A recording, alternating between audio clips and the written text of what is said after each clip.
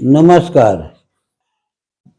आगे आप रामचरितमानस से गुरु के चरण कमल के विषय में आप श्रवण करें।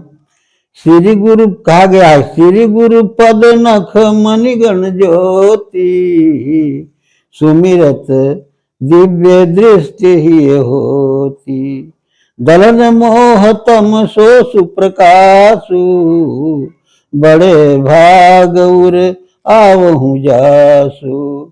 श्री गुरु का पद नख है, पद चरण के का जो नख है उससे प्रकाश निकलता है, मणि के रूप में प्रकाश निकलता है। श्री गुरु पद नख मणिगण ज्योति, मणि के समूह के तरह प्रकाश निकलता है, मणियों के समूह की तरह। और सुमिरत दिव्य दृष्टि होती, उस चरण कमल के नख को स्मरण करने से, सुमिरन माने याद करने से, स्मृति करने से दिव्य दृष्टि मिलती है। दिव्य दृष्टि मतलब अंतर में प्रकाश आता है, आत्मा में आत्म दर्शन होता है। दिव्य दृष्टि के मतलब है कि अंत चक्षु विवेक का जागृत होना, और विवेक जब जागृत होता है तो अंधकार दूर हो जाता है और प्रकाश आ जाता है। इसीलिए कहा गया है कि श्री गुरु पद नख मणिगण ज्योति, सुमिरत दिव्य दृष्टि होती। गुरु के चरण का जो पद नख है, पैर के में नख है, उससे मणि के समूह के तरह प्रकाश निकलते रहता है।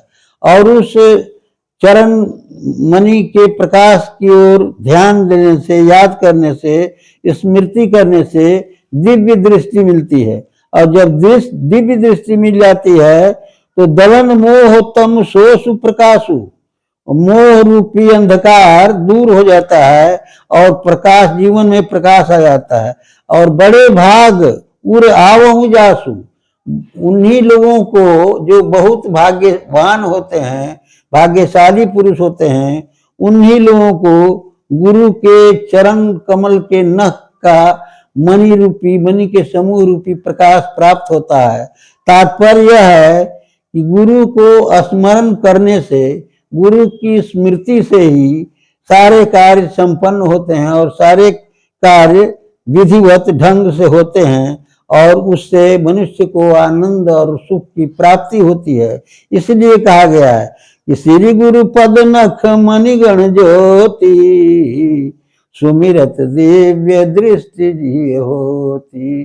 चरण कमल के नख से जो प्रकाश निकलता है मणि के समूह की तरह, उसको यह स्मरण करने से, याद करने से, पूर्व में ही मैंने कहा कि उपमा उपमेय है। ये सारा रामचरितमानस का दोहा चौपाई उपमा उपमेय है। इसमें उपमा दी गई है, तुलनात्मक ढंग से कहा गया है।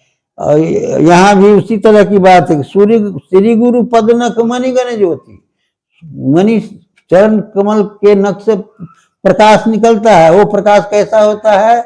मणि के समूह के तरह, मतलब काफी, वो जैसे मणियारा सर्प अपने मणि के प्रकाश में भरण जीव तृप्ति करता है सर्प, उसी तरह से जैसे इस चीज को अपनाने से, मतलब गुरु के स्मृति करने से, गुरु को याद करने से हमें भी संपूर्ण वस्तुओं की प्राप्ति होगी, आनंद की प्राप्ति होगी, किसी प्रकार की चिंता, टेंशन की बात नहीं होगी। और ऐसा प्रकाश, गुरु के चरण नख का प्रकाश जो मणि की तरह चमकते रहता है, मणि की तरह प्रकाशित होते रहता है, इस प्रकाश को, यह प्रकाश उन्हीं लोगों को मिलता है जो बड़े भाग वाले होते हैं। बड़े भाग उर आवहि जासु, भाग्य वाले को ही हृदय में यह प्रकाश मिलता है। और जब यह प्रकाश मिलता है तो उन्हें दिव्य दृष्टि मिल जाती है, और दिव्य दृष्टि मिलती है, विवेक जागृत होता है, तो जो चीजें नहीं होने लायक है वो होने लगता है, अंधकार दूर हो जाता है और प्रकाश में सभी चीजें दिखाई पड़ती है। इतना ही कहकर मैं अपनी वाणी को विराम देता हूँ।